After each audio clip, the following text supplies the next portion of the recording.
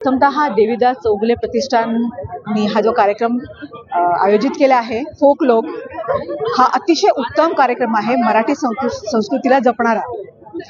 आणि आम्ही त्यांना धन्यवाद देऊ इच्छितो की त्यांनी आमच्यासाठी हा कार्यक्रम इथे नवी मुंबईत आयोजला. हे दूरदूरून लोक आली हा संस्कृतीचा कार्यक्रम बघायला.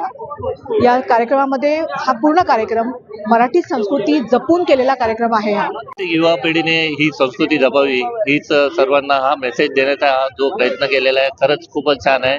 सगळ्या लोकांचे इथे आल्याबद्दल पण आपण धन्यवाद देतोय. सगळ्यात प्रथम म्हणजे चौगुले यांनी जे ऑर्गनाईज केलेला हा प्रोग्राम आहे, खरं अति उत्कृष्ट असा कोणीही आतापर्यंत आयोजित केला नव्हता.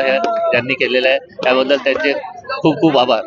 काय झालं की पहिल्यांदा आमची जी टीम आहे, आम्ही सर्वजण आम्हाला लोकसंगीताची गोडी असणारी मंडळी नशिबाने आम्ही एकत्र आलो. हे आमचं नशीब सगळ्यांचं, सगळे एकमेकांना भेटले. आणि त्याच्यानंतर आम्हाला असं वाटायचं की आम्हाला आत्ता जे ऐकायला हवंय, जे आम्ही एन्जॉय करू शकतो. म्हणजे आज बघा, एंटरटेनमेंट दोन्ही प्रकारे होतं. चांगल्या प्रकारे एंटरटेनमेंट होऊ शकतं आणि वाईट म्हणजे काय आपण म्हणू शकतो. पण प्रमाण एंटरटेनमेंट कोणतं की ज्याच्यातनं काहीतरी बोध आहे, ज्याच्यातनं काहीतरी चांगली गोष्ट आहे.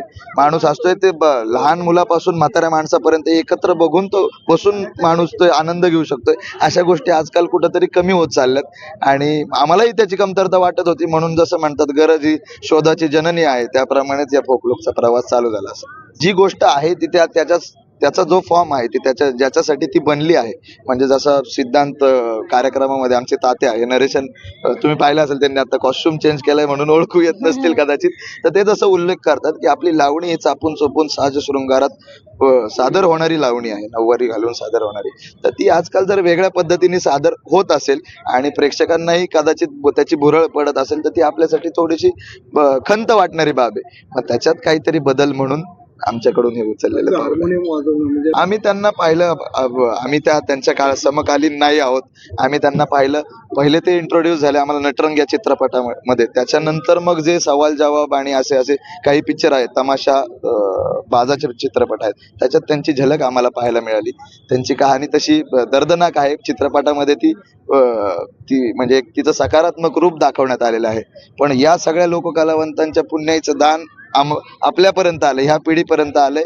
म्हणूनच सर्व काही आहे. त्या लोकांनी हे जपलं, त्याच्यामुळे आज ते इथपर्यंत आलं आणि आम्ही हा वारसा पुढे चालवणार आहोत. तर दोन्हीकडचाही एक्सपिरियन्स वेगळा आहे. थिएटरचा वेगळा आहे, ओपनचा वेगळा आहे. ओपनला एक चांगली गोष्ट आहे की एकाच वेळेस आपण अनेक मोठ्या समुदायासोबत इंटरॅक्ट करू शकतो. थिएटरमध्ये लिमिटेशन येतं आणि आहे, दोन्हीकडे वेगवेगळी मजा आहे.